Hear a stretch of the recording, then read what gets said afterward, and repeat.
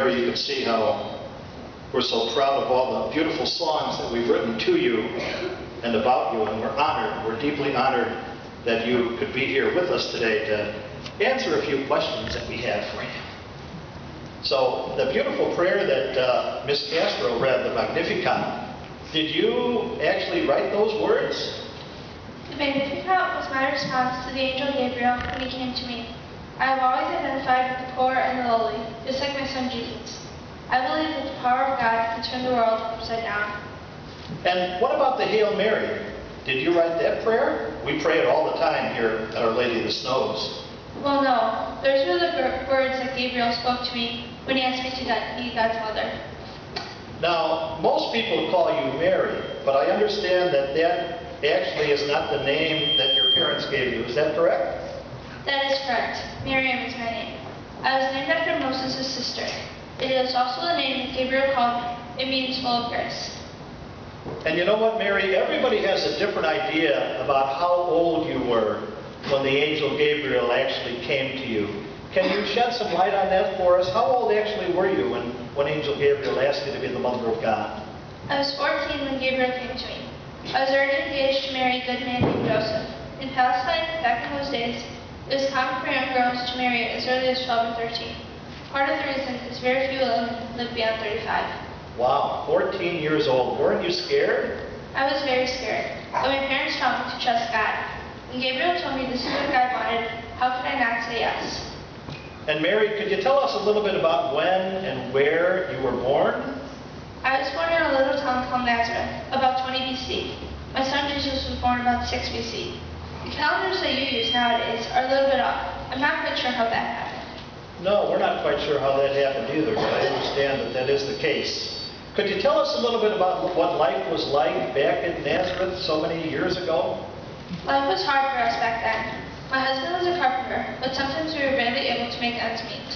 We had to pay taxes to the emperor, to King Herod, and to the temple. I worked hard too. I worked about 12 hours a day, carrying water from the well for us to use, gathering wood for the fire, cooking meals, washing utensils and clothes.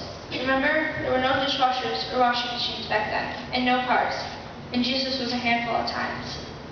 I could imagine. But speaking of Jesus, when did you and St. Joseph know that he was something more than just a normal little Jewish boy who lived 2,000 years ago?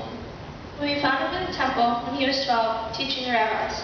Joseph and I always loved Jesus right from the moment he was born. But after that day, we knew that God had something special in mind for him.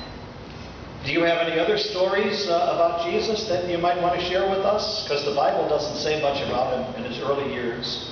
Oh, I have many stories that I can tell. Once, when Jesus was about 8 years old, he heard that his cousin John was sick. He stayed up nearly all night making a little toy out of wood that John could play with. Jesus was always doing things like that. Mary, it must have been so very hard for you to watch your son die on the cross. It was the hardest thing I ever did, but I wanted to be there. I wanted Jesus to know that I loved him so very much. But I felt so helpless. I'm glad John was there. We needed each other. And what about your husband Joseph? The Bible doesn't tell us a whole lot about Joseph or what happened to him. Can you shed some light on that for us? Joseph was such a good, holy man. He never liked the spotlight. He died right before Jesus was baptized. He was 46 when he died. And what happened to you, Miriam? I know that you were with the apostles in the upper room when the Spirit came upon you at Pentecost, but we're not told exactly what happened to you after that. Could you tell us a little bit about that? Well, I was with the apostles when the Spirit came to us at Pentecost. What a relief that was. Everyone had just about given up hope. After that, I went with St. John to Ephesus, which is now Turkey. I died there when I was 65 years old. I felt like I had a very blessed life. Indeed, you have had a very blessed life, and you've blessed all of us by that life. And I just want you to know how many people, not only here at Our Lady of the Snows, but how many people the world over absolutely love you and have a special place in their heart for you. Are you aware of that? I'm a little embarrassed by all that, but I am honored. My whole life I tried to point the way to my son Jesus, not to myself. And Mary, we're gathering here today to celebrate what we call a May crowning. We have a beautiful statue of you outside in our courtyard in front of our school, and some of our 8th graders are going to place a crown of flowers on your head. Would you stick around and would you join us for that?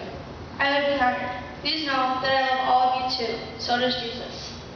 Mary, thank you very much for being here with us today. In just a few minutes, we'll meet you outside. And boys and girls, I think we owe a nice round of applause for our Blessed Mother for joining